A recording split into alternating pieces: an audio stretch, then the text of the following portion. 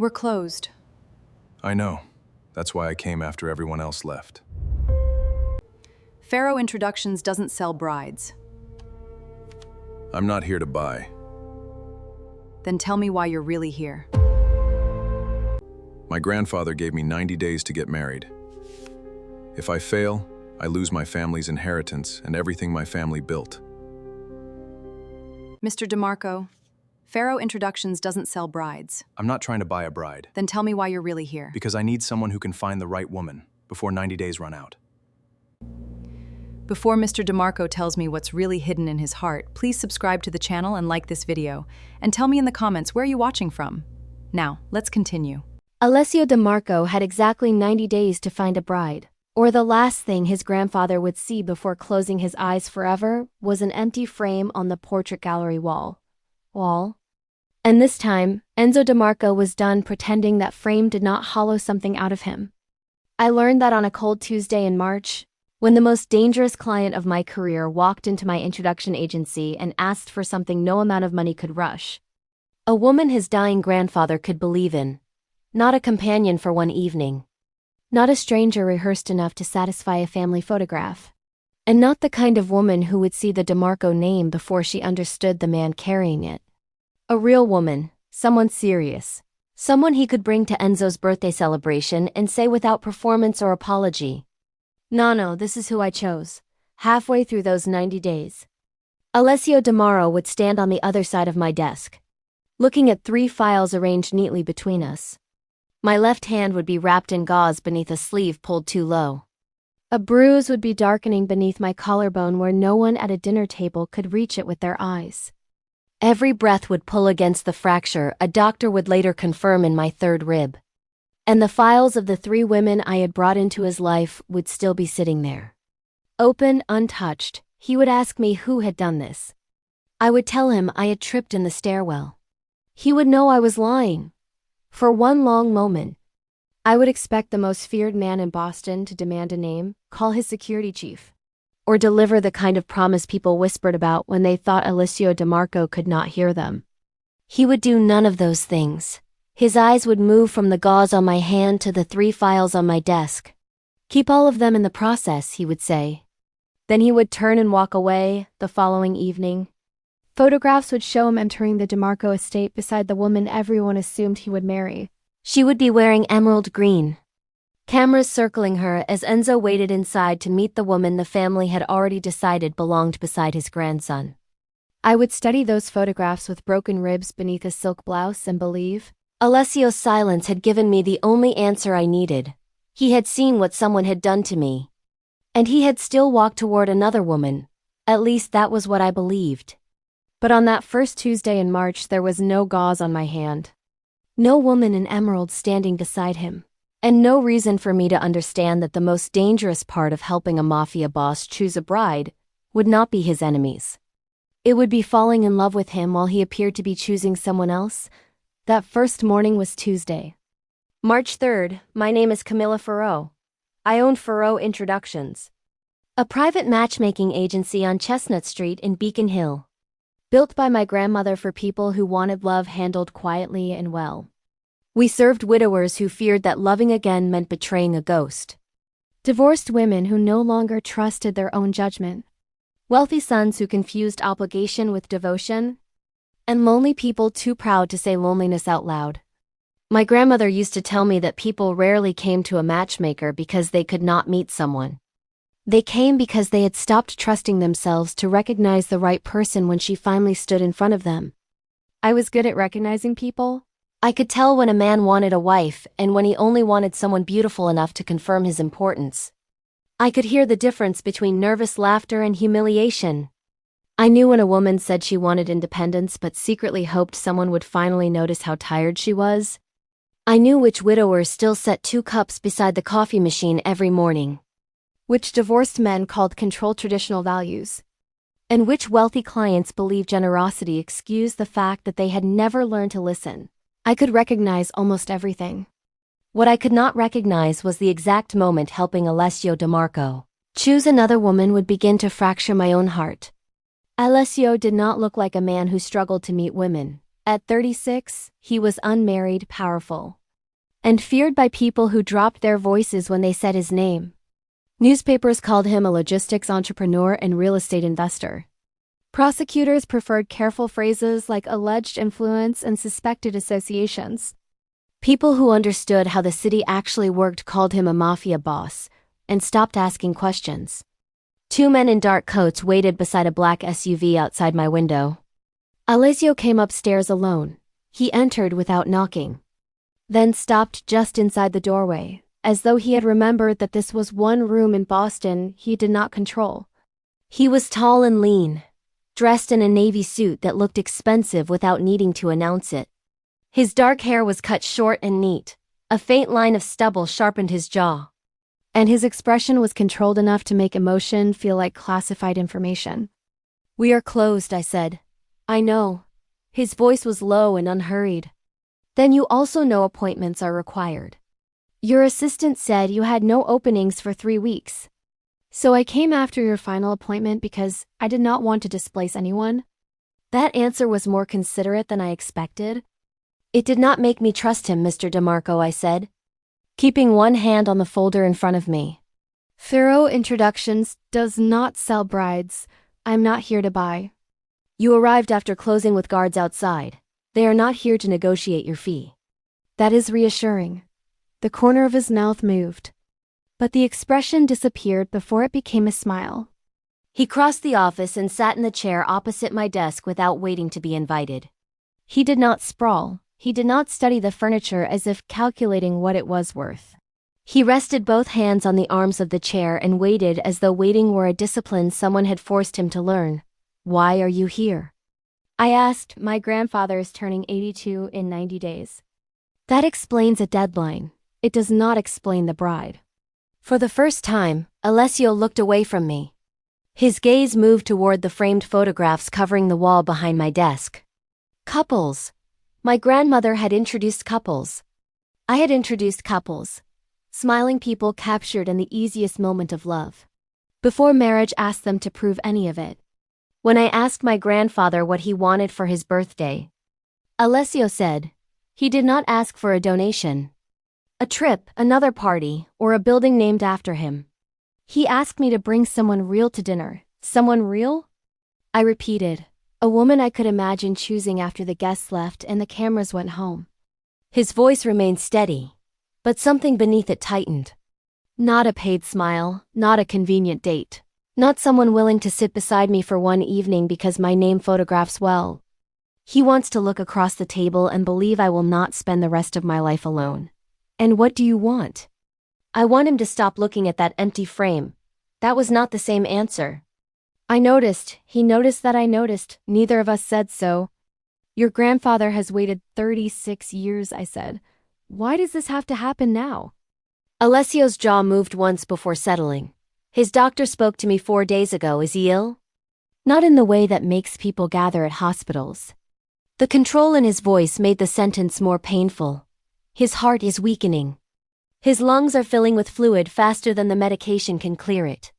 Long conversations cost him more than he admits. The doctor said 6 months. Perhaps fewer, not impossible, no, not tragic, no. Just not as much time as everyone pretended. Men like Alessio heard gentle warnings as verdicts. I had seen it before. My grandmother's doctors had once told me that treatment was becoming less effective. They said it softly, surrounded by words like adjustment and comfort care. But all I heard was time becoming smaller. Alessio sat across from me with the same late understanding behind his eyes. He had spent years believing his grandfather would always be sitting at the head of the table. Now someone had reminded him that even patient men eventually ran out of birthdays. There is another reason, he said. Of course there is. My grandmother established the DeMarco Family Trust before she died. The trustees review succession rights every September. If I remain unmarried without what they call a clear household plan, my uncle can challenge control of the legitimate businesses. So your grandfather's birthday is emotional. But the marriage is financial. His eyes returned to mine. No, the trust matters. It does. Then why no? Because trustees can be fought. He paused. Time cannot. That was the first answer he gave me that did not sound like strategy. I studied him more carefully. He was not asking me to find love in 90 days. He was asking me to create proof before his grandfather stopped believing proof was possible. That was dangerous. Urgency made people careless. Fear made them confuse relief with love. Powerful men were especially vulnerable because everyone around them was paid to agree when they became unreasonable. I should send you away, I said. Why? Why? Because 90 days is not enough time to promise marriage, honestly. I did not ask for a promise. You asked for a woman you can present as someone you could choose. Yes, that still makes her part of a performance. His expression hardened slightly. I said no performance, your grandfather, trustees, extended family. And every newspaper interested in your name will be watching. What would you call that? He remained silent. I leaned back in my chair. A woman is not proof that you are emotionally stable. Mr. DeMarco, she is not evidence for a board review. She's not a birthday gift for your grandfather. And she is certainly not an empty frame with a pulse. The room became very still. Most men with his kind of power reacted badly when challenged. Some became louder. Others smiled in the particular way men smile, while deciding how disrespect would be punished later. Alessio did neither. He reached inside his jacket, removed a folded check and placed it on my desk. It was blank except for his signature. I pushed it back without looking at the amount he expected me to imagine. Money can buy introductions, I said. It cannot make a woman feel safe beside you. He looked at the check between us. What can? Honesty would be a useful beginning. He picked up the check, folded it once, and returned it to his pocket. Ask. I opened a new client file and wrote Alessio DeMarco across the top. What do you want in a wife? He looked toward the window where morning light was catching the rooftops across the street. I do not know. That is not a good beginning. It is the only honest one I have. I set my pen down. Do you want beauty? I am not blind, but it is not enough. Family connections, I have too many already. Obedience, his gaze sharpened. No, most controlling men answer that too quickly. Do you believe you are controlling? You entered my office without an appointment and brought a blank check. Fair, do you want children? That question stopped him. Not dramatically, his expression barely changed. But the silence became heavier. His jaw moved once, then settled. I never let myself think that far. Why? Because thinking that far means imagining someone staying? That was the first crack in him, not a dramatic confession. Not a trembling voice or lowered head, just a thin line across marble. Small enough to miss unless someone had spent her life studying where people broke. I had seen the same look in widowers who still slept on one side of the bed. In divorced women who kept their married names because changing them felt like admitting failure. In men who called themselves independent because abandoned sounded too painful. I had never seen it on a man whose silence seemed capable of making the entire building hold its breath. Alessio had mistaken survival for a personality. He had built a life so controlled that no one could leave a space he had never allowed them to enter. Tell me about your grandfather, I said. Alessio's eyes changed. He built this family from nothing, he said. He came to the North End in 1962 with one suitcase and a name no one could pronounce. He married my grandmother 3 years later. She planted the garden the same week they moved into the house. Was he happy? He protected her. He provided. He never embarrassed her publicly. That was not my question. He studied me for several seconds. Yes, he said. I think he was happy, was she? His silence lasted longer this time. I wrote one sentence in the file. What did you write? He asked. That your greatest fear is not being abandoned. What is it? Becoming the kind of man who gives a woman everything people can see and nothing she can feel. Something moved behind his eyes. Pain, irritation, perhaps recognition. You have known me less than an hour. I have known men like you for 9 years, men like me. Men who call control protection because protection sounds kinder. His face became unreadable. You are not easily frightened. I did not say I was not frightened. That seemed to interest him. Then why speak to me this way? Because fear does not improve compatibility.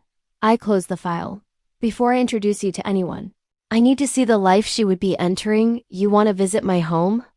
A woman does not marry a dinner reservation, she marries the mornings after it. Tomorrow at 11, I have appointments, cancel them. Clears throat. I looked at him. He held my gaze for 1 second, then understood. Tomorrow at 11 o'clock if you are available. He corrected. Better. Was that a test? Everything is a test when a man enters my office asking for a bride in 90 days. The DeMarco estate stood behind iron gates and old maples on a private road in Chestnut Hill, north of the city.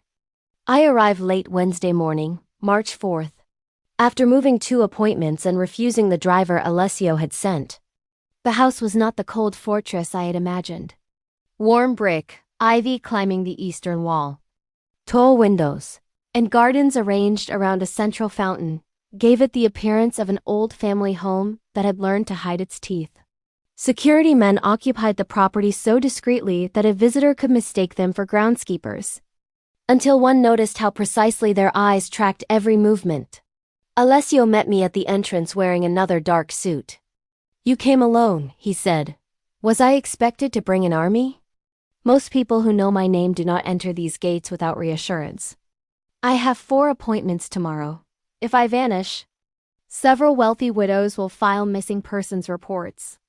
You make jokes when nervous, you notice too much for a client.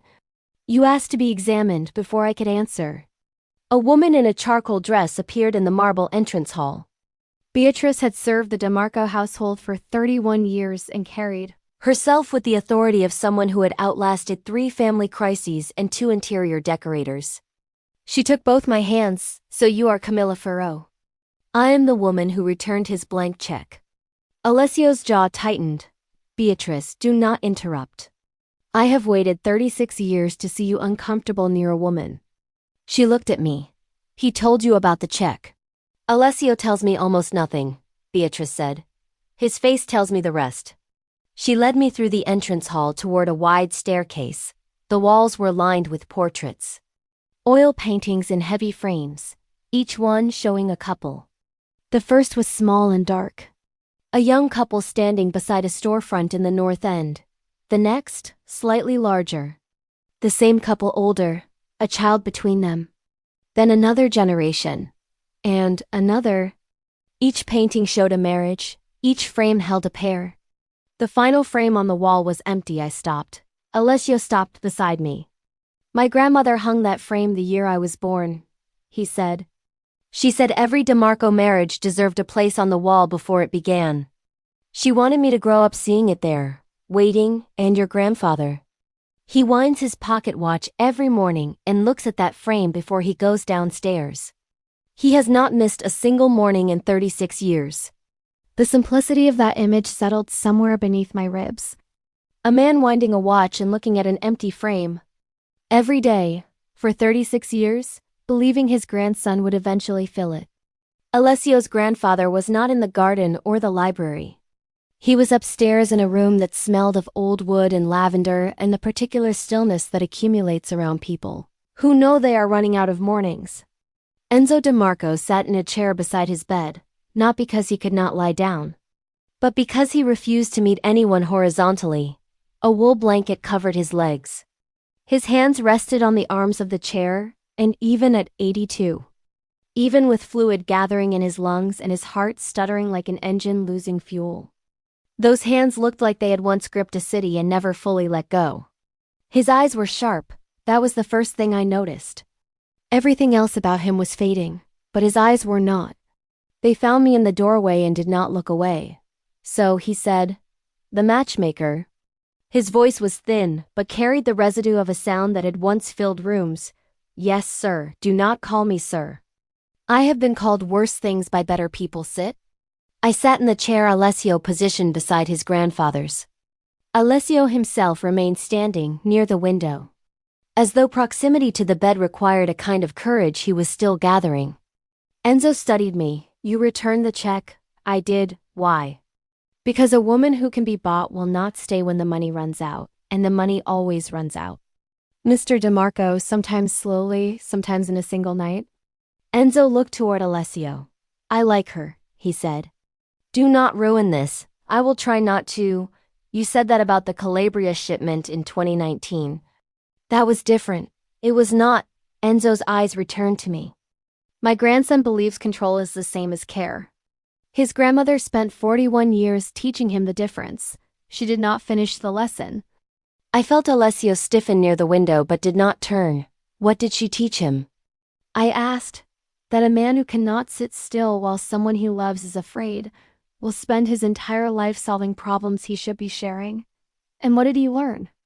Enzo smiled, and for one moment the illness retreated from his face. That depends on who is brave enough to keep teaching. He lifted one trembling hand and touched the pocket watch resting on his chest. It was old, brass darkened by decades of warmth and oil. He wound it with the careful attention of someone performing a ritual that had outlasted everything else in his life. This watch belonged to my father, he said. He carried it from Calabria to Boston in his coat pocket. He told me that time does not belong to the man who holds it. It belongs to the people who are still waiting for you to spend it well. He closed the watch and looked at the empty frame visible through his open door. Down the hall, at the end of the portrait gallery. I have been waiting 36 years, he said. I would like to stop. I left Enzo's room with something heavy pressing against the back of my throat. Alessio walked beside me in silence until we reached the garden. It was early March, and the beds were still dormant. But the structure was visible. Stone paths curving around a central fountain that had been dry for years. Trellises waiting for climbing roses. A walled garden with an iron gate that opened toward a terrace. My grandmother planted every one of these, Alessio said. Every DeMarco marriage has been celebrated in this garden. The fountain ran until she died. I have not turned it on since. Why not? Because turning it on alone would mean admitting she was not coming back to hear it. I looked at him. He was watching the dry fountain with an expression he would have hidden if he had known I was looking. You want a wife, I said. But your life has no place for a woman who expects to be noticed. I would make one. A woman can tell the difference between a place being made for her and a space being cleared around her. Is that going in the file? It already did. He watched me write. What would you require from a client? From a husband. I am not under consideration. Hypothetically, I would require him to understand that marriage does not make my work. My friends, my habits, or my opinions less important than his? Reasonable. You answered too quickly. You assume every answer is evidence against me. Most clients lie in their first interview, am I lying? Not yet, you are still deciding which truths are safe. For one suspended moment, the distance between us felt smaller. Then Beatrice called his name from the house. She had found Enzo standing at the top of the stairs, trying to descend without help. His pocket watch clutched in one hand and his cane abandoned in his room. Alessio crossed the garden in 4 strides. I followed. By the time I reached the staircase, Alessio was already there, not grabbing his grandfather or calling for staff. He positioned himself 1 step below Enzo and simply waited, his shoulder near the older man's hand, giving him something to lean on without making him feel leaned upon. I am not made of glass, Enzo said. No, Alessio replied. You are made of stubbornness and bad decisions about stairs. Enzo gripped his grandson's shoulder and descended 1 step at a time. At the bottom, he patted Alessio's chest once. A gesture so small and so instinctive that I understood it was the closest thing to an embrace this family allowed. I turned away before Alessio could see what the moment did to my face. Compassion was dangerous when attached to the wrong man. By Monday, March 9th, I had reduced a list of 52 women to 14 by Wednesday. 8 had been eliminated through background checks, conflicting values, or honest withdrawal after learning what entering Alessio's life would involve. 1 woman admired powerful men but only from what she called a safe emotional distance. Another asked whether the engagement would include a guaranteed apartment in the Back Bay. A third said she could tolerate the family's reputation, but not Sunday dinners with Enzo, because elderly men reminded her of mortality and she preferred to avoid the subject entirely. That left 3 serious candidates. Margot Linden was a French-American art dealer with sharp cheekbones, a sharper tongue, and enough confidence to make powerful men sit straighter in their chairs. Sophia Caruso was a pediatric surgeon from an old North End family. A widow who had lost her husband to cancer 2 years ago and carried her grief, the way certain women carry heirloom jewelry. Visibly but without demanding commentary. Clear's throat. Lena Okafor was different from both. She was a Nigerian-Italian cultural journalist who wrote about identity and belonging for a small magazine. Cared for her younger brother in Dorchester, wore simple clothes, and apologized during our first interview because her pen had leaked onto my desk blotter. I selected her because sincerity matters in rooms filled with polished people. Margot met Alessio first on Friday evening, March 13th. She did not ask how many properties he owned. She asked whether his future wife would retain independent legal counsel, whether she could disagree with him in front of his associates, and whether his security arrangements required consent or compliance. Do people disagree with you? She asked over dinner frequently. Do they remain employed? Alessio asked. The useful ones. Do they remain alive? Usually, Margot smiled. That answer requires improvement. Alessio looked across the restaurant toward the table where I sat observing. His eyes found my face before returning to Margot. I lowered my gaze to my notes. After Margot left, Alessio arrived at my office despite my suggestion of a telephone debrief. It was nearly 10. He removed his jacket and sat across from me as though late evenings in my office had already become a habit he was not ready to name. You did not dislike her. I said no. She challenged you repeatedly. You asked for courage. I did. Then why do you look exhausted? Every question became a negotiation. Perhaps because every answer I gave sounded like a directive. You agree with her. That is not relevant. You were watching me. That is my job.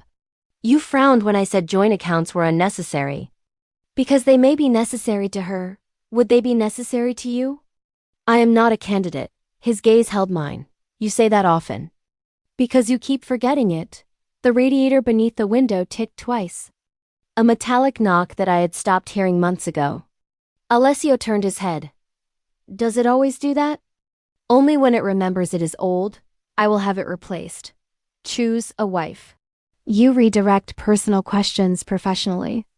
Practice makes perfect. We discussed Margot for 15 minutes. Alessio remained for 50. He asked about the photographs on my wall and which couple was my favorite. I pointed toward Ada and Soren. 2 retired professors who had spent 4 years sitting on opposite benches in the public garden before either acknowledged they were timing their walks to coincide. Why did they need you? Alessio asked. They did not need an introduction. They needed permission to believe they were not too old to begin again. Did you give it? I reminded them permission was theirs. His eyes moved from the photograph to me. You believe that for everyone except yourself. My hand went still around my teacup. We are discussing your case. Who was he? Good night, Mr. DeMarco. That is serious. Good night. The following morning, a heating technician arrived at my office before I did. I called Alessio immediately. You sent someone to fix my radiator. The noise interfered with conversation. You were not invited to another conversation. I assumed there would be one. You do that often. You said the office was cold. I said the radiator was old. It has been addressed. I should have been angry. Instead, I stood in the newly quiet office, smiling at the warmth before I remembered not to, but that was not the strangest part. The strangest part was what I found on my desk, beside the new radiator receipt. Someone had placed a small potted rosemary plant with a handwritten note in a controlled, angular script. Your grandmother's book mentions rosemary beside the desk for clarity. It did not specify who was responsible for providing it. I stared at the plant for longer than any professional reason could explain.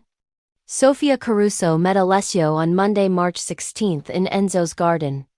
She brought a small ceramic bird she had made herself.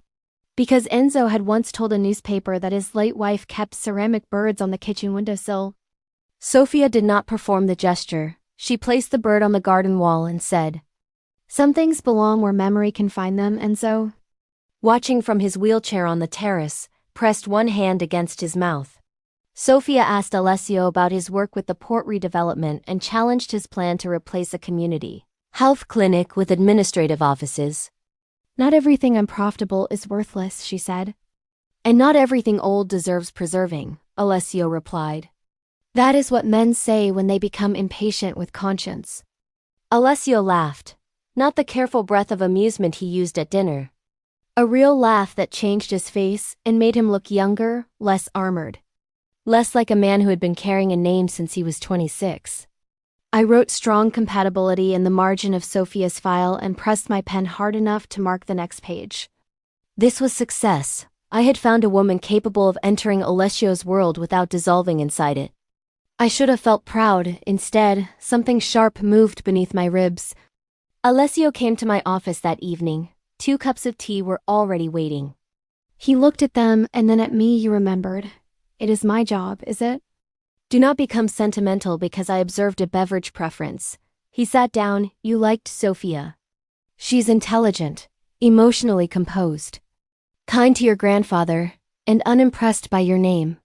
That sounds like approval. It is. Then why do you look disappointed? I opened the file. You are imagining things I rarely do. Your grandmother imagines great-grandchildren whenever you stand near a woman.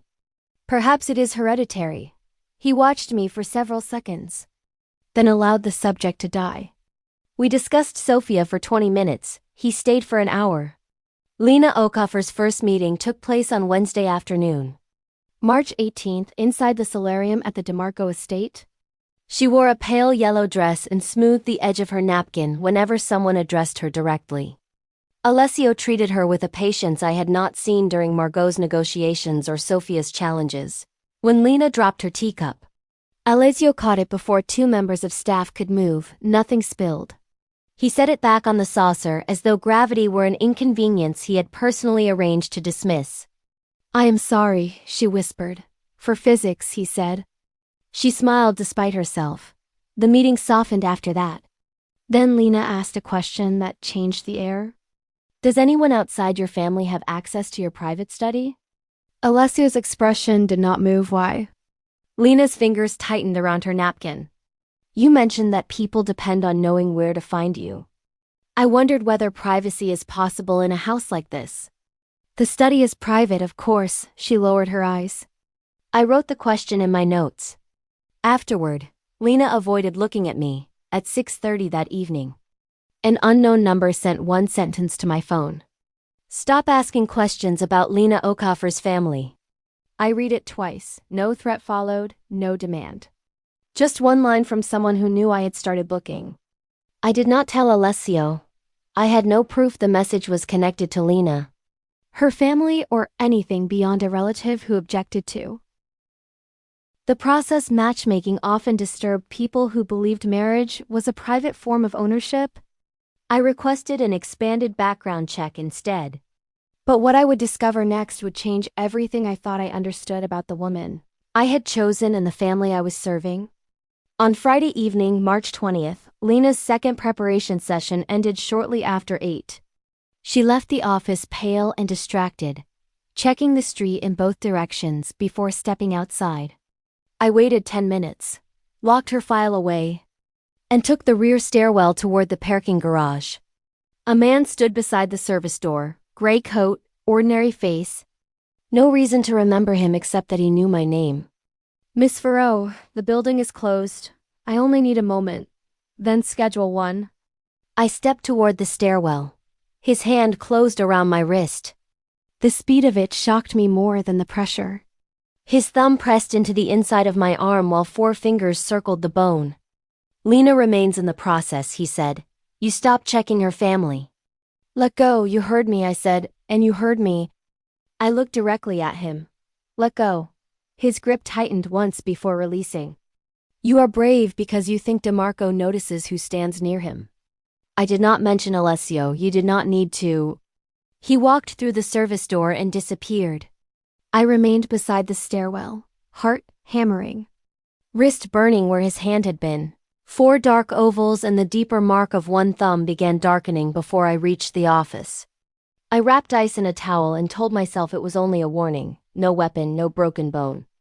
Nothing worth losing control over. The next morning, Alessio arrived without an appointment. I was carrying candidate files from the cabinet when my sleeve shifted. His gaze dropped immediately. What happened to your wrist? I pulled the cuff down. A drawer caught it. Drawers do not leave thumbs. You inspect furniture professionally now? Look at me, I did. His face had become very still. Did someone touch you because of this process? I have no evidence of that. That was not my question. A stranger grabbed my wrist in the parking garage. Alessio stood. Description: no, Alessio. I am handling it. You were threatened. Clears throat. I was warned. That distinction comforts you. It gives me accuracy. He came around the desk, then stopped several feet away. Show me the bruise. No, his jaw tightened. I will not touch you, but do not insult me with a bad lie. I lifted the sleeve myself. 5 marks circled my wrist. Alessio stared at them long enough for anger to become visible only in how motionless he remained. What did he say? That Lena stays in the process and I stop investigating her family. Remove her. No, his eyes snapped to mine. Someone put his hands on you. Which proves someone wants her protected or removed. It does not prove Lena knows anything. You are risking yourself for a candidate who may be lying. Every frightened woman looks dishonest to men who have never needed fear to survive. The sentence stopped him. I lowered my sleeve. I need more information. What do you need from me? The question surprised me. It was not an order. Not a solution disguised as concern, nothing visible. I said. No guards outside my office, no confrontation. No one frightening Lena before I understand what she is afraid of. A car service, I take the tea. A verified car service with your permission, only after late appointments. A new lock on the service door, the landlord decides that. Then I will speak with the landlord. You will not buy the building. Something almost offended crossed his face. I had not suggested it, you considered it. Briefly, no, understood. The garage light was repaired that afternoon. A steel deadbolt replaced the old lock on Monday. A car began waiting after late sessions. But the driver never stepped out and never treated me like cargo being transported between locations. Alessio never mentioned the bruise again. He simply remembered. And this is where the story becomes something I was not prepared for. Because over the next 3 weeks, Alessio DeMarco did something no client had ever done before. He made me forget he was one. He came to my office after nearly every candidate meeting. Sometimes the professional discussion lasted 10 minutes. He remained for an hour. He read my grandmother's matchmaking journal. Marked pages he disagreed with in pencil, and learned I took Earl Grey with honey but no milk. He noticed when I skipped dinner, the first time he ordered food without asking. I refused to eat it on principle, the second time. He placed a paper bag on the edge of my desk. There is soup inside, he said. You may eat it. Throw it away. Or allow it to become evidence that pride is not nutritious. You are becoming manipulative. I am offering choices. 3 bad ones. Progress remains progress. I ate the soup after he left. On Tuesday, March 24th, I taught him the difference between listening and solving. When a woman describes a problem, I said, your first responsibility is not to make it disappear. That seems inefficient. Pain is not a broken lock. What am I supposed to do? Ask what she needs. Practice with what? Tell me a problem. I should have chosen something harmless. Instead, exhaustion loosened my judgment. The agency lost 2 clients this month. Why? One moved to a dating app. The other decided her married yoga instructor was her soulmate. Fire the yoga instructor. You failed, pay the lost fees. Failed again, Alessio leaned back. What do you need? The correct question landed differently than I expected. Nothing. That is not an answer you permit from clients. I looked down at the accounts on my desk. I need time to replace the revenue. Do you want advice? No, he looked genuinely uncomfortable. Then what am I supposed to do? Listen while I complain about algorithms, rising rent, and married men who use spirituality to avoid accountability. I dislike this method. You will survive, he listened. I told him more than I intended. My grandmother's reputation felt heavier when business was slow. I worried I would become the woman who lost what her grandmother built because she had been too. Proud to admit the world had changed, Alessio did not offer money. He did not suggest buying the building. When I finished, he said, You are not failing because the world became impatient. It was one sentence I carried at home. I should have understood then that something dangerous was happening. Instead, I called it professional attachment. I told myself I waited for his footsteps because difficult cases demanded vigilance. I told myself the second teacup I prepared without thinking was hospitality.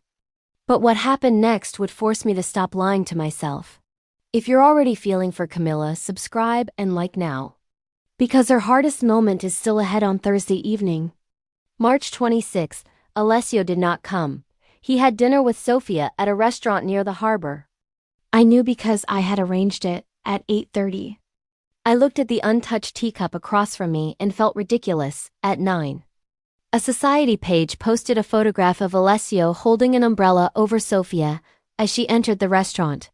She looked graceful beneath the rain. He looked like the kind of man women believed could keep weather from touching them. I poured his tea into the sink and finally stopped lying. I had fallen in love with my client. The realization did not feel romantic.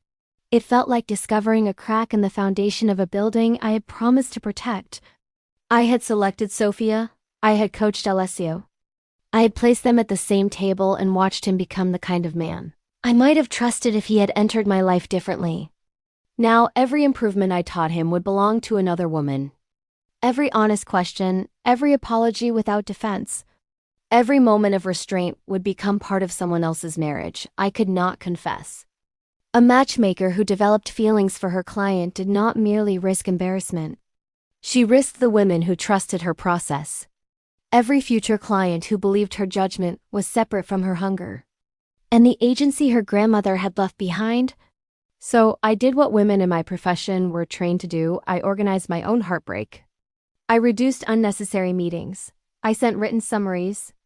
I emphasized Sofia's compatibility in every report. Alessio responded by becoming more formal. I assumed he had noticed my distance and accepted it. That hurt more than it should have, but the story was not finished with me. Because the woman I had been investigating had been hiding something that would put all of us in danger. And the man I was trying not to love had already begun moving pieces I could not see. On Tuesday, March 31st, Lena left a thin folder beneath the chair in my office. Inside were questions she had never asked me. Which trustees support Alessio's succession? Where are legacy documents stored during family events? Does the private study remain locked when guests are in the garden? Who controls port security after midnight? Beneath the questions was a photograph of Lena, standing outside a municipal building beside her brother and a man I recognized from the security briefing Alessio had allowed me to read. Salvatore Vallone, a rival with shipping interests in the harbor. Old resentments reaching back 2 decades. And enough patience to make hatred profitable. Lena's brother was listed in my files as Daniel Okafor, 24, a graduate student at Northeastern. But the photograph had been labeled Danny V. I searched my grandmother's handwritten records until midnight, 14 years earlier. A woman named Grace Okafor had come to Furrow Introductions under unusual circumstances. She had not been looking for a husband. She had been looking for a way out. Across the final page, my grandmother had written in red ink, "Do not disclose address to Vallone Associates. They believe family loyalty includes ownership." At 11:40, Lena knocked on the office door.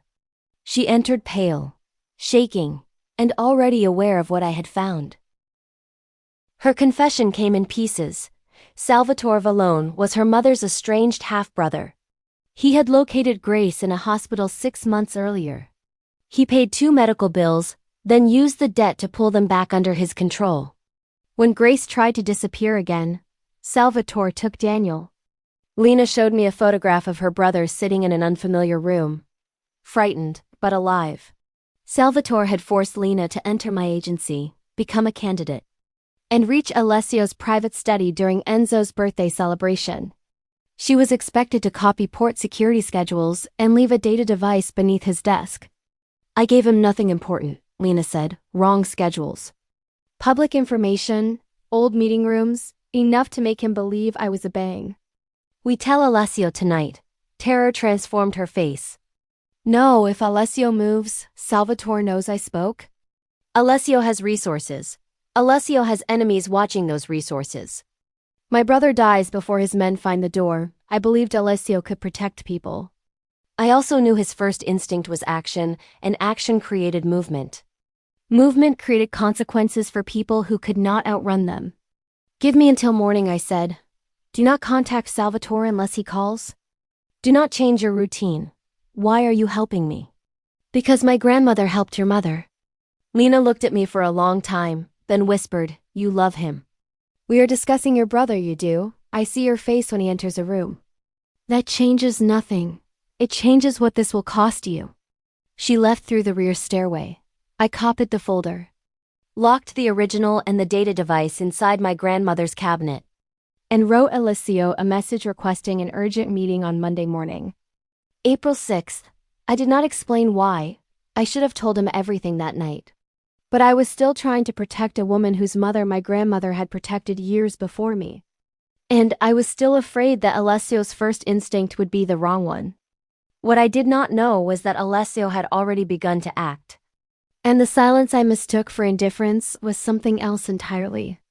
On Sunday night, April 5th, I remained at the office after 10, reviewing every possible way to warn Alessio without exposing Daniel.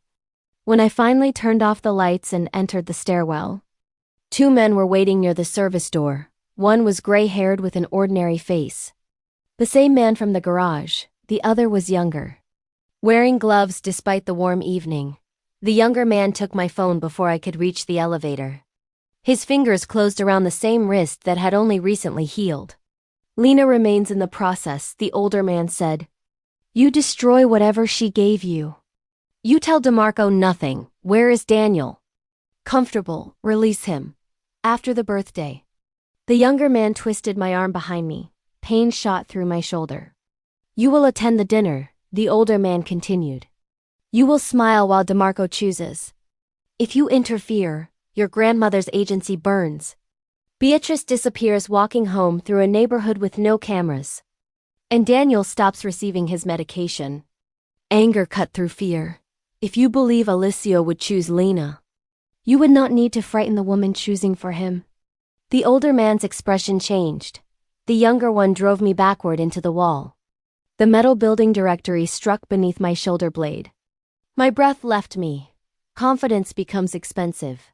The older man said, he gripped my jaw. You think DeMarco notices you because he sits in your office? I did not say he notices me. Good. Keep understanding your place. He struck the corner of my mouth with the back of his hand. My lips split against my teeth. The younger man shoved me sideways into the filing cabinet. My ribs struck the edge and pain exploded through my left side. I folded instinctively. Fingers closed around my upper arm and pulled me upright. This is the part you hide, the younger man said. Long sleeves, high collar, women like you are good at pretending. They left me on the landing with my crushed phone beside my hand. For several minutes. I could hear only the emergency light buzzing and my own uneven breathing. I wanted my grandmother with the helplessness of a child. I wanted my grandmother with the helplessness of a child. I wanted her green coat, her practical voice, her certainty that everything could be handled if you refused to panic. Instead, I climbed the stairs one step at a time, locked myself inside the office, washed the blood from my mouth, and sat behind her desk until dawn. But what happened the next morning would show me a side of Alessio DeMarco I was not prepared for. A side that would make me question everything I believed about his silence, his choices, and the distance he had been keeping. On Monday morning, April 6th, I covered what I could. Concealer softened the split near my lip. A high-necked ivory blouse hid the mark near my collarbone. Long sleeves covered my arms. Nothing disguised the way my ribs protested every breath or the stiffness in my shoulder. Beatrice took one look at me and stopped in the doorway. What happened? I fell into someone's hand. Please, Beatrice, not now. Should I call the police? No, Alessio, absolutely not. Camilla, I need you to trust me until the birthday. Her eyes filled, but she nodded. Today? I am staying loudly. At 10, Alessio arrived 2 hours early. His gaze found me behind the desk and stopped. Your phone is off. It broke. How? I dropped it. His eyes moved to my mouth and your face. I fell in the stairwell. Alessio closed the office door. Beatrice in the outer room. I will bring tea, she said. Though no one had asked, Alessio waited until she left. Walk toward me. Excuse me?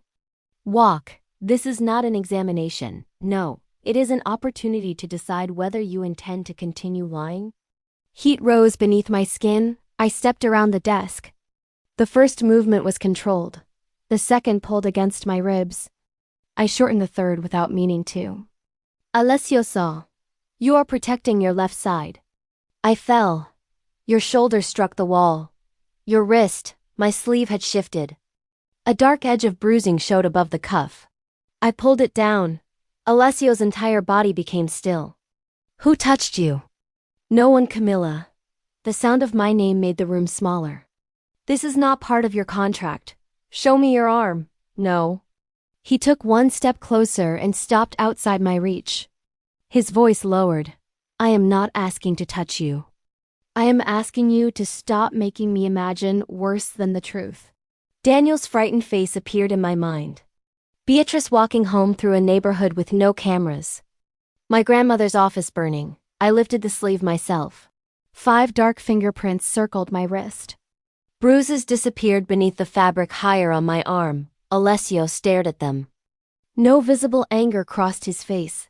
That was worse. A stairwell does not have 5 fingers. He said, I lowered my sleeve. I cannot tell you. Cannot or will not. Both. Is this connected to one of the women? I said nothing. His eyes sharpened. Is another person in immediate danger? Yes. Would telling me now increase that danger? It might. Do you believe I would act before asking what my action costs? The question hurt because the honest answer was yes, you act first, I said. You ask permission after the room has already been rearranged. Something crossed his face. He accepted the accusation. Fair. Do not sound reasonable now. What do you need? The question from our lessons landed between us. I need you not to make decisions about my life without me. Then I will ask, may I arrange a car for you and Beatrice? No visible guards, agreed. No one enters my office, agreed. And you do not remove any candidate based on what you think my silence means. Alessio's jaw tightened. Why? Because someone else pays if you move too quickly. His eyes moved toward the 3 files arranged across my desk. Margot Linden, Sophia Caruso, Lena Okafor. For several seconds he said nothing. Then he looked at me again. Keep every woman in the process. I stared at him. Even after seeing what they did to me? His gaze returned to the fingerprints around my wrist, especially after seeing them. Then Alessio DeMarco turned, opened the office door, and walked away without explaining what he meant. I would not understand his silence for another month. And by the time I did, I would have lost nearly everything I had built. Survived a threat I never saw coming, and discovered that the man I loved had been protecting me in the only language his upbringing had taught him to speak. The following evening, the photographs arrived exactly as I had once told you they would. Sophia Caruso stepped from a black car wearing a deep emerald dress. Alessio stood beside her with one hand near the small of her back. Not touching, but close enough for every camera to make an assumption. Enzo waited at the top of the mansion stairs. Beatrice stood beside him. The headline beneath the first image read, DeMarco's Final Choice. Sophia Caruso joins family for private dinner. I sat alone in my office with my ribs wrapped beneath a blouse and my bruised arm resting against the desk. Alessio had not called. He had not sent a message. He had not asked again who had hurt me. The car service arrived at 6, but I had sent it away. I stared at Sophia's photograph until the screen blurred. She looked like everything I was not. Beautiful without effort, accomplished without apology. Comfortable inside rooms where I still felt like paid labor. More importantly, she was good. There was no cruelty in her for me to resent. She had respected Enzo, challenged Alessio, and treated my work as something meaningful. I had chosen her because she deserved an honest chance. Now I understood the cost of having chosen well at 7:15. Someone threw a brick through the waiting room window. Glass burst across the floor. Beatrice screamed from the hallway. I was out of my chair before my ribs allowed it. pain cutting through my side as I pulled her behind the front desk. No second object came, no man entered. The brick lay among broken glass wrapped in a printed page from a society publication I recognized. The headline was larger than the photograph of Lena beneath it. Matchmaker's secret candidate linked to harbor rival. My grandmother's framed photograph had fallen from the wall. The glass cracked across her smiling face. Beatrice reached for it first. Do not touch the broken edge. I am not made of glass, I said automatically. Her eyes moved to my bruised wrist. No, but you are acting like pain is proof you can survive more. Police arrived. They photographed the brick, the window. The message scrolled across the printed article. Choose carefully. When they asked whether I had enemies, I thought of two men in a stairwell. Salvatore Vallone. And every person who believed a woman's work became public property the moment it stumbled. I do not know, I said. Alessio did not come. His attorney issued a short statement saying the DeMarco family would not comment before Enzo's birthday. But the scandal was only beginning, and the person who would profit from my destruction was someone I had trusted once. Long before I learned that proximity to a woman's vulnerability made some men feel powerful. By Wednesday morning, 5 clients had canceled. The ethics board requested Lena's full file, Alessio's uncle Tommaso, a trustee who had remained conspicuously silent, had his lawyer demand every document connected to the candidate process. And a man named Philip Aldridge published a second article claiming I had either failed to discover Lena's real identity or deliberately introduced a Vallone operative into Alessio's home. Both versions made me incompetent. One made me corrupt. I refused to release Lena's private records without her consent. That decision gave Philip another headline. Matchmaker hides files as DeMarco scandal deepens. Philip Aldridge had once been my fiancé. I had introduced him to a client named Helena Voss because her foundation needed a political consultant. 4 months later, he ended our engagement. 3 months after that, he married Helena before leaving. He told me I had a gift for recognizing what other people needed. I just never learned to recognize what I deserved. The old wound opened with humiliating speed every time his byline appeared beside my name. I kept my face calm because I had spent years learning not to bleed where Philip could see it. Alessio remained silent. Sofia appeared beside him at 2 more public events.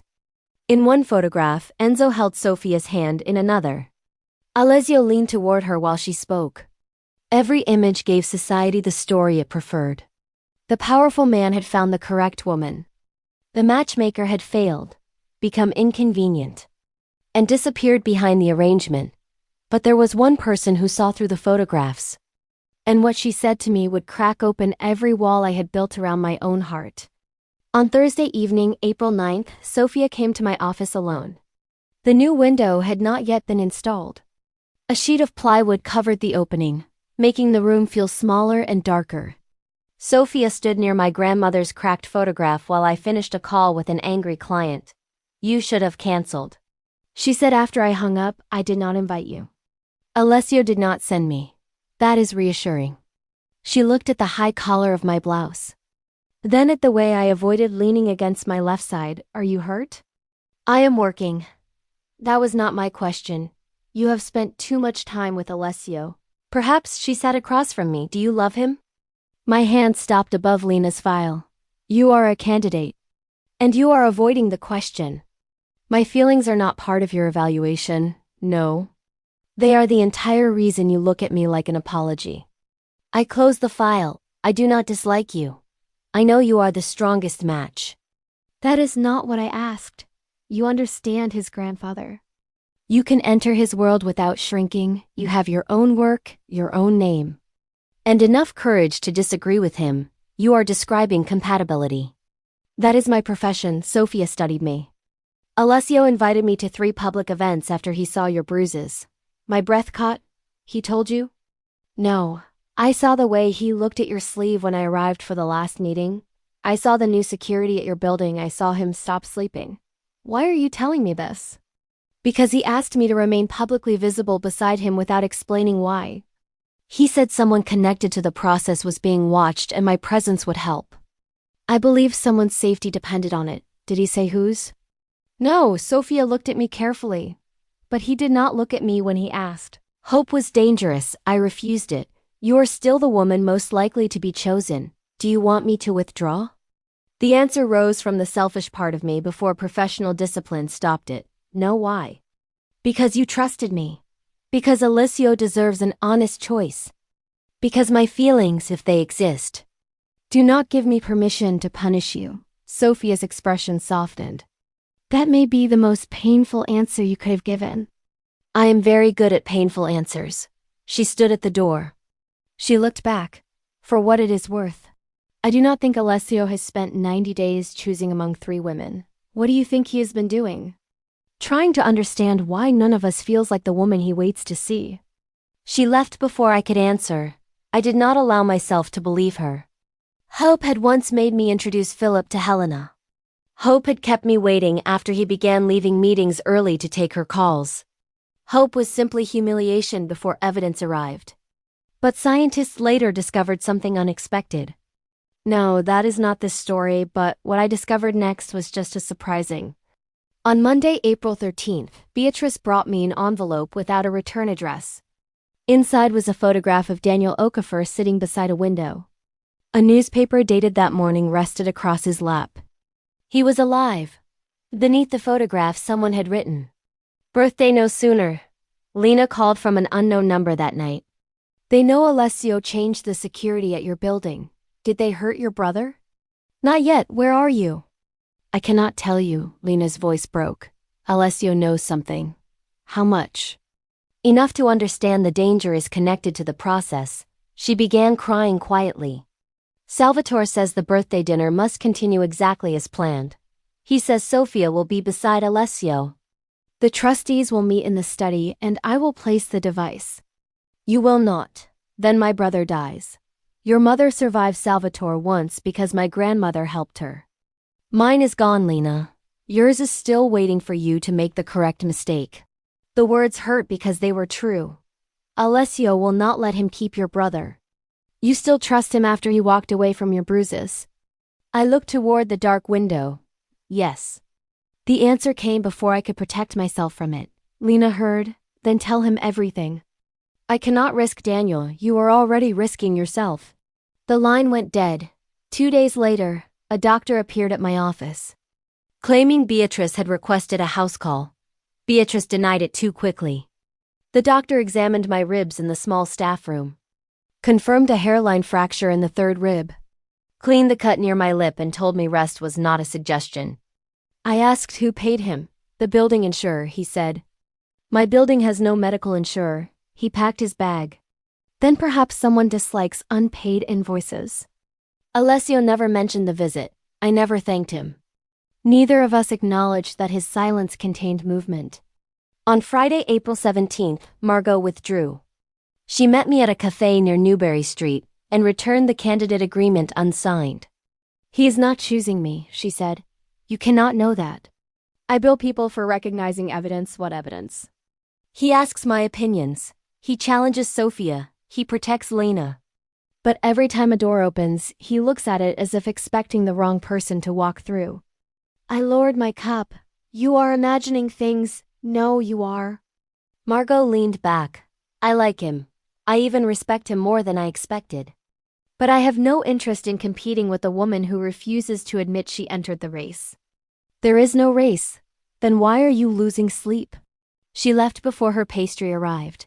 I kept her file active because Alessio had said every woman must remain in the process. But the truth had begun reducing the choices without my help. Lena was trapped. Margot was gone. Sophia remained. So did I, though I had never been listed. On Wednesday, April 22nd, Enzo invited me to tea. I expected questions about the candidates. Instead, he asked about my grandmother. She built the agency alone after my grandfather died.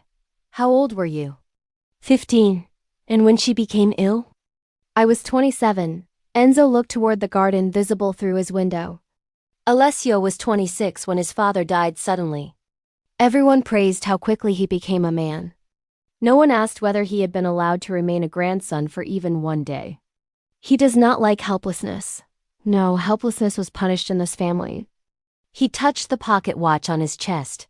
His father believed the person who moved first controlled the outcome. Alessio learned to make decisions before fear could enter the room. That is not always protection. I know. Enzo's eyes returned to me. He is learning that from you for his future wife. Perhaps Sofia is a strong match. Sofia is wonderful. The answer did not comfort me. Enzo smiled faintly. You matchmakers are very clever, until the file has your own name on it. My name is not in the file. That may be the problem. I left before he could say more. But what happened next would finally show me what Alessio had been doing during all those weeks of silence. And the truth would rearrange everything I believed about the photographs, the public appearances, and the woman in emerald who stood beside him. On Sunday, April 26th, Philip published a third article. This one included photographs of my broken office window, a copy of the ethics board request, and an anonymous quote from a DeMarco trustee claiming Alessio had been manipulated by a professionally compromised matchmaker. Tommaso denied providing the quote.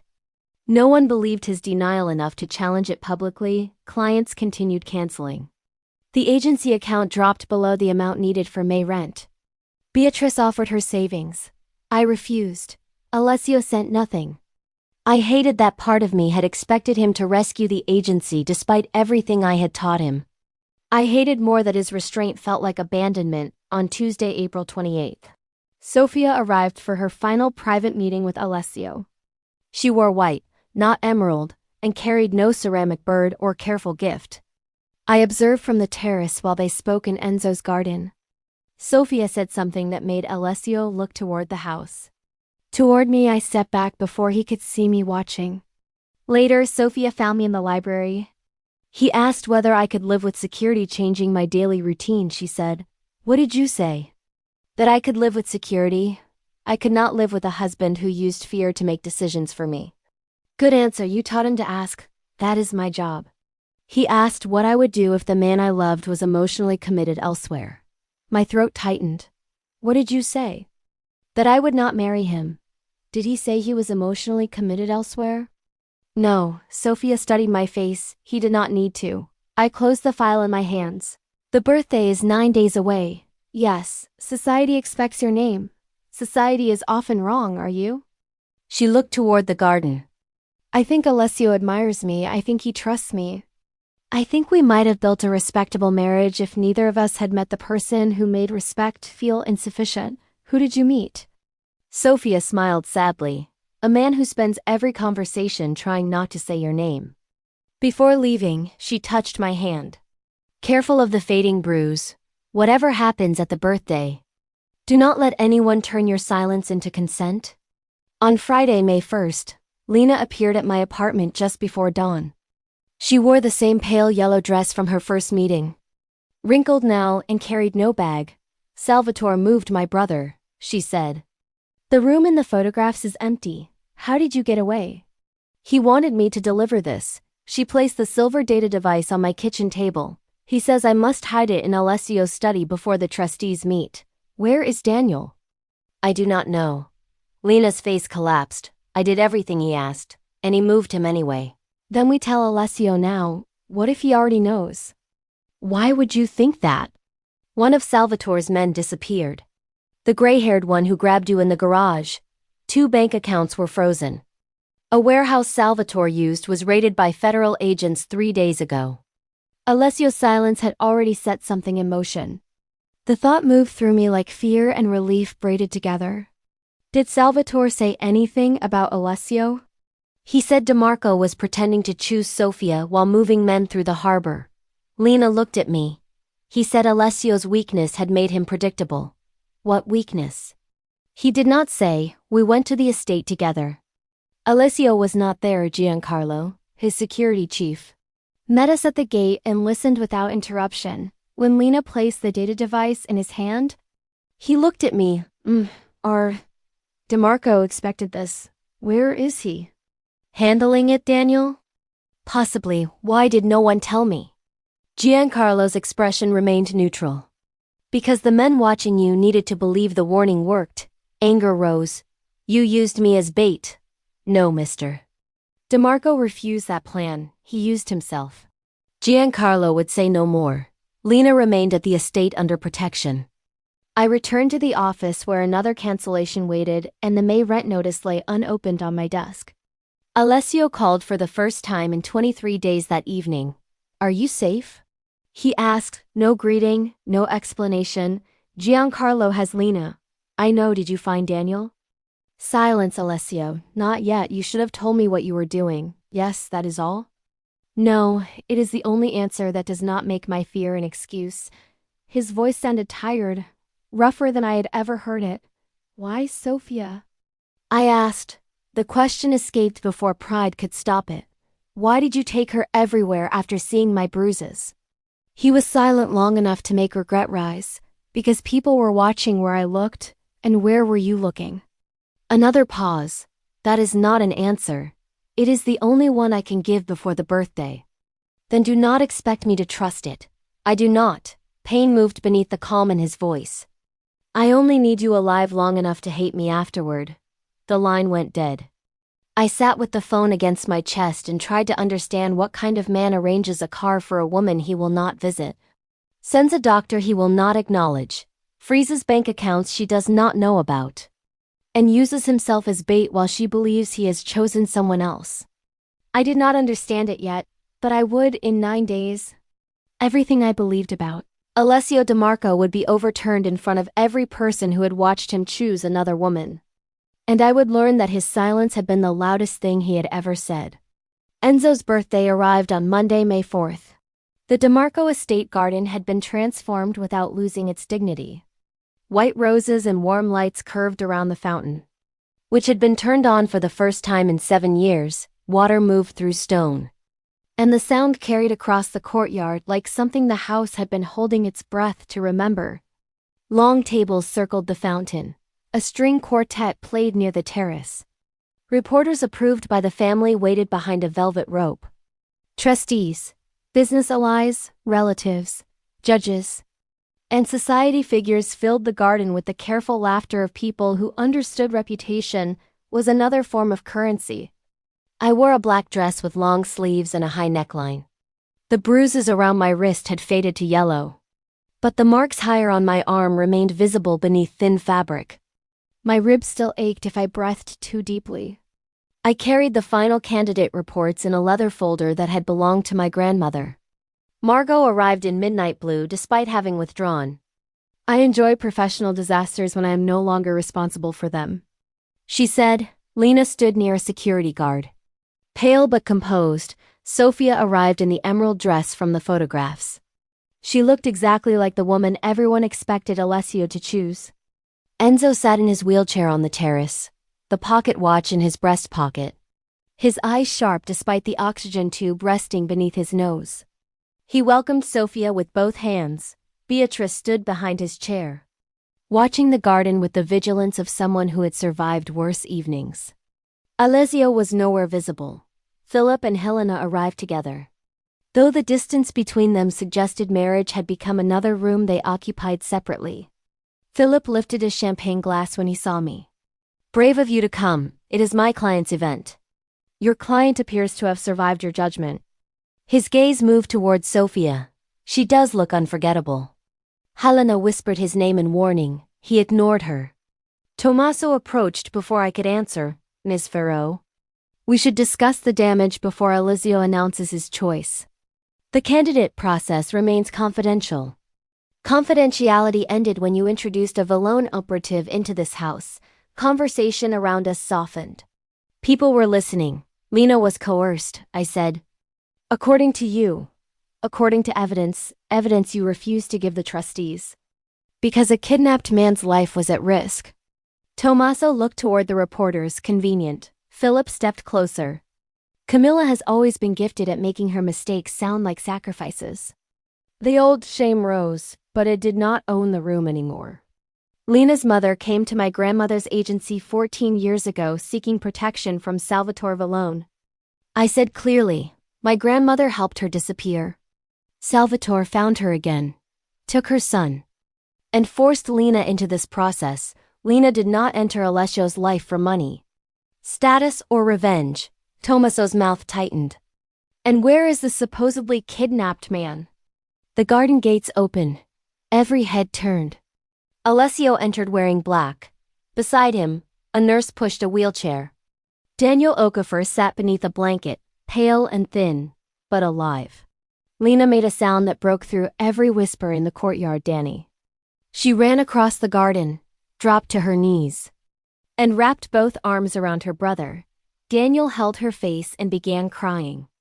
Alessio stopped near Enzo. His gaze found me immediately, moving once to the sleeve covering my wrist before returning to my face. Continue, he said. Tommaso recovered first. We are discussing Miss Farrow's failure to identify an enemy operative. No, Alessio replied. You are using a frightened woman and an injured one to entertain reporters. Philip shifted. The public has a right to understand how this happened. Alessio looked at him. You received Lena's photograph directly from Salvatore Vallone. Philip's face changed. That is an accusation. No, this is... Alessio lifted one hand. A screen near the quartet came to life. Audio played through the garden. Philip's voice negotiated payment with a man connected to Vallone. Helena stepped away from her husband as if the sound itself had struck her. Alessio continued. You published documents without verifying them because humiliating Camilla was more profitable than telling the truth. Philip's glass trembled. I am a journalist. You are a man who recognized an old wound and mistook it for an opportunity. Alessio turned toward the trustees. Lena was instructed to place a data device in my study tonight. She never placed it. Camilla secured the device and protected Lena's confession even after Vallone's men followed her into her building. Enzo looked at me from his wheelchair. What men? Alessio's face became still. They put their hands on her because she discovered the truth. A murmur moved. Through the garden, I felt every eye shift toward my sleeves. They threatened her agency, Beatrice, and Daniel's life. Then they ordered her to attend tonight and smile while I chose. Tommaso stared at me. You were attacked? I said nothing, Alessio answered. She came to work the next morning with a split lip, a fractured rib, and fingerprints around her wrist and upper arm. She still refused to expose Lena until Daniel was safe. His voice roughened on the final words. When I asked who touched her, she protected the woman who had lied to her. Lena began crying again. Daniel reached for my hand from his wheelchair. I crossed the garden and took it. Your grandmother saved my mother once, Daniel whispered. You saved me. You survived both times, I said. Alessio faced Lena.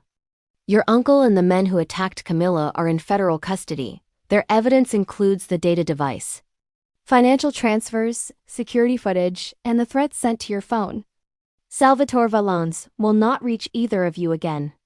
Relief broke across Lena's face. You knew before Camilla told you. Camilla never told me. Alessio's gaze moved to mine. She believed speaking would put your brother at greater risk. He turned toward Tommaso. That belief is the opposite of complicity. Tommaso lifted his chin. You endangered the family by keeping Lena in the process. I kept her where Salvatore expected her to be while removing the danger around her without consulting the trustees. The trustees were compromised. 2 security men moved behind Tommaso. His face collapsed before anyone touched him. Alessio displayed bank transfers proving Tommaso had sold trust schedules and security details to Vallone. Enzo closed his eyes. His hand tightened around the pocket watch. Tommaso sat down slowly. As for the DeMarco family trust, Alessio said, my attorneys challenged the household condition this morning. It is void under state law, or it will be fought until no asset remains worth controlling. If the board removes my succession rights because I am unmarried, remove them.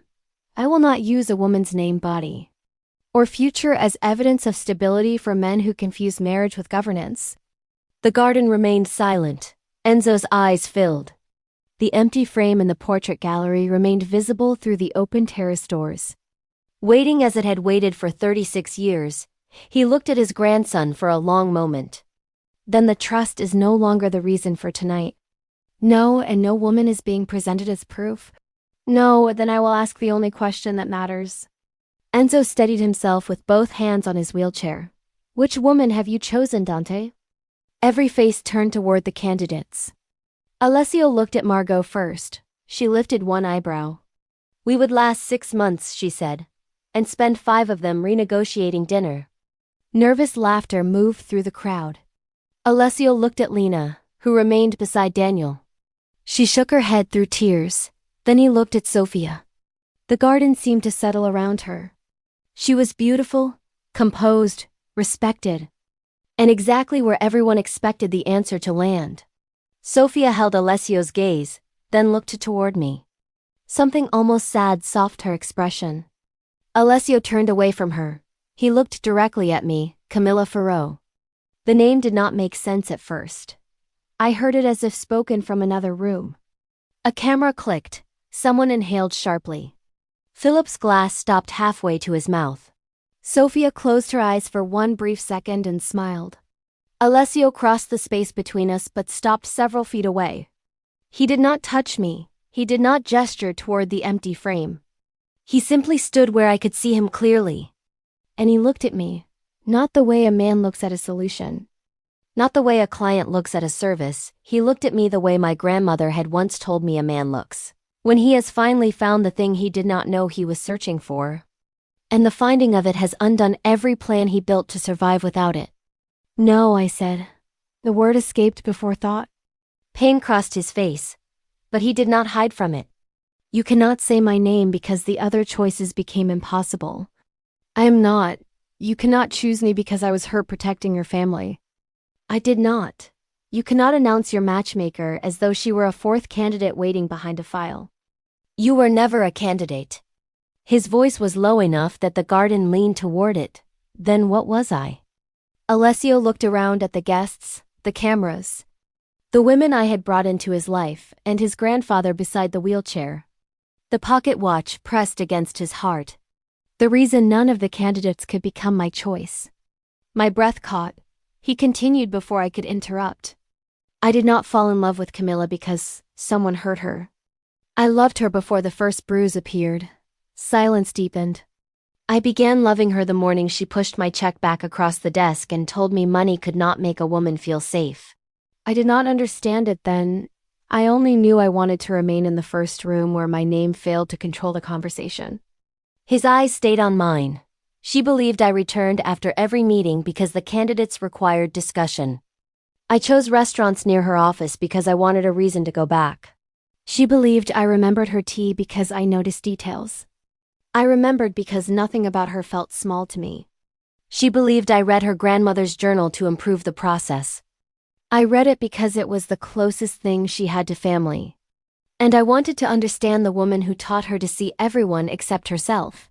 Tears burned behind my eyes. The old photographs, late evenings. The repaired radiator, the rosemary plant.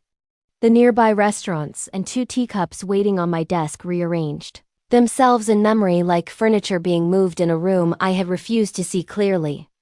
"You stopped coming," I said, "after the gala. Because you were still responsible for 3 women. A private confession would have forced you to choose between your feelings and the reputation your grandfather left you. You went everywhere with Sophia after I saw your bruises. I knew Valoni's men would watch where I looked. Sophia agreed to stand beside me publicly so they would believe my attention had moved away from you." Sophia stepped forward. "He told me someone connected to the process was in danger." She said, "He never told me he loved you."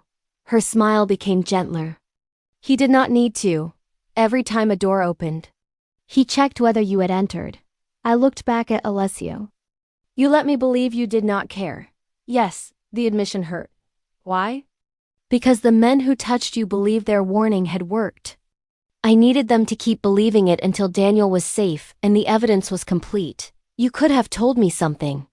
I wanted to. You decided for me. Yes, he accepted that too.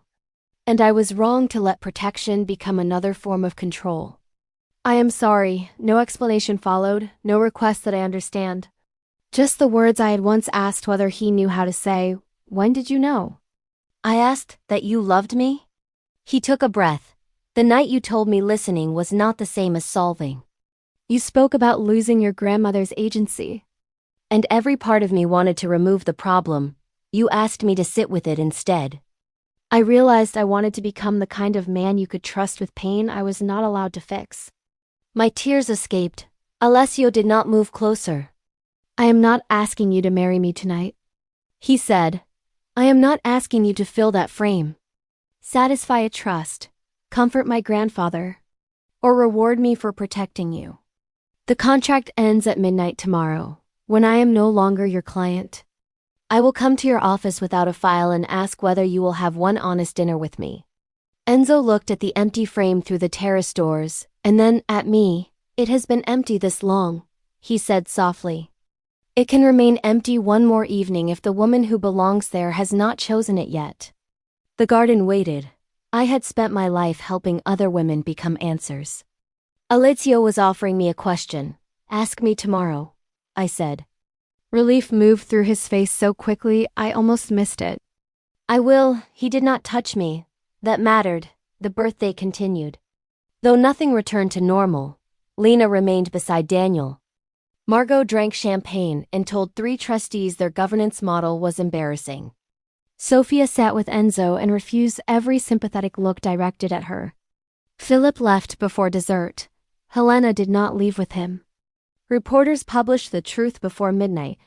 Supported by recordings Alessio's attorneys released and statements from all 3 candidates. The ethics board withdrew its inquiry the next morning.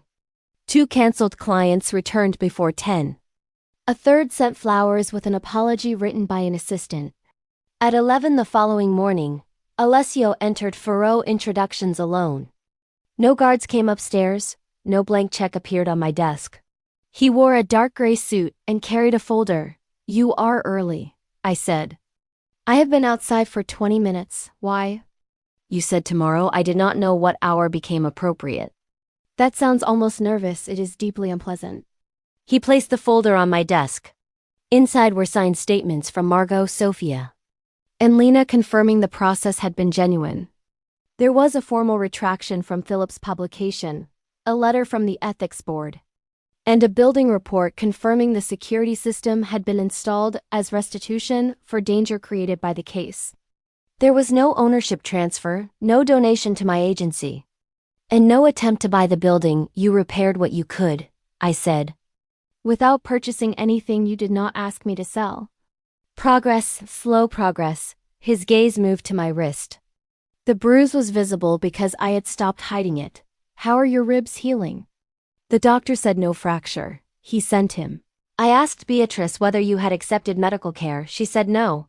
I asked whether she wanted the name of a doctor. She said yes. You learned to use intermediaries. Beatrice says I remain exhausting. She is rarely wrong. What happened to the men? Alessio's expression became guarded. They are alive, in custody, and unable to reach you. I wanted consequences you would not have to carry. The answer surprised me. You chose restraint. I am learning that protection is not permission to create another burden for the person protected. My throat tightened. He stood on the other side of my grandmother's desk. Powerful enough to command rooms and uncertain enough to wait for me. I am no longer your client, he said. The contract ended at midnight. I checked twice. Then may I ask you a personal question? You may. Will you have dinner with me? No candidates. No grandfather? He objected strenuously. No trustees? I threatened exile. No photographers. The restaurant has no front window. I let him wait. He did not fill the silence. One dinner, I said. Alessio exhaled. One. And if it goes badly? I survive rejection. You have practiced publicly. Our first date took place at a small Italian restaurant on Hanover Street, 6 blocks from my office. The owner knew Alessio but did not fear him enough to stop arguing about the correct temperature for olive oil service. Alessio arrived without a driver and parallel parked so badly that I laughed before he reached the sidewalk. You control shipping routes, I said, not curbs. He brought no flowers or jewelry. He brought a worn copy of my grandmother's first matchmaking journal, found in a used bookstore on Charles Street with her original business card still tucked inside. One meaningful object, he said. I was told excess becomes pressure. Who told you that? A difficult professional. We ate slowly, for the first time. No reports waited afterward. I learned he baked bread with Enzo every Sunday and had never produced a loaf Enzo considered acceptable. He learned I read the final page of novels first when anxious, because certainty made the middle easier to survive.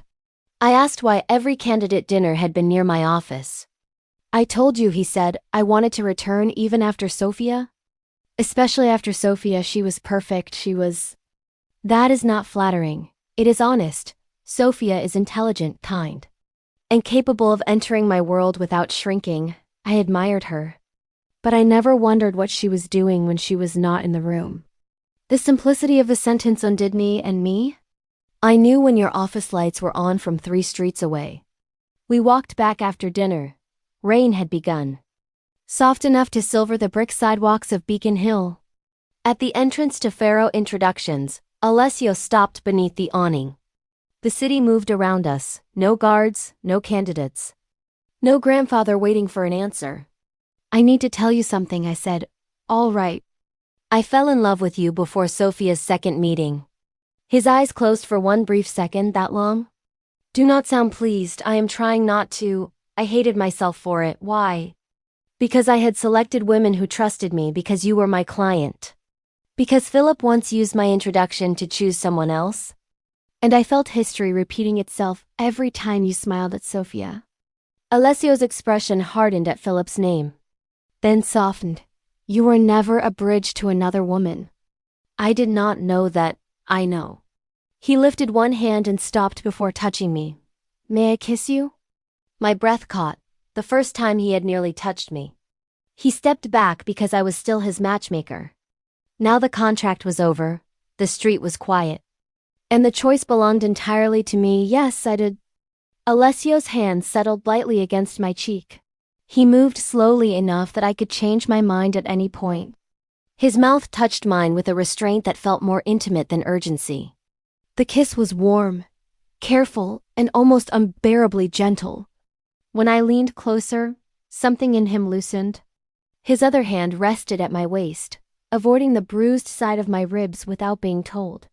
The kiss deepened, not because he took more, but because I gave it when we separated.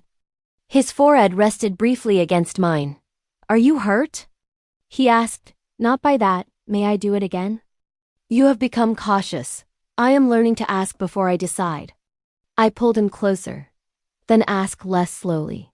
He kissed me again beneath the awning while rain moved across Chestnut Street and the office lights above us waited. Dating Alessio DeMarco was not simple. He called before visiting because I required it. He failed twice in the first month.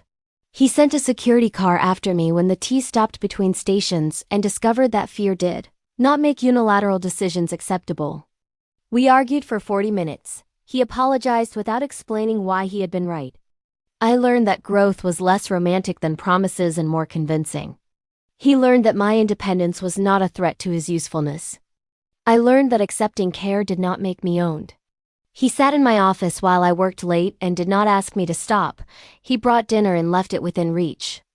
When clients canceled, he listened before offering solutions.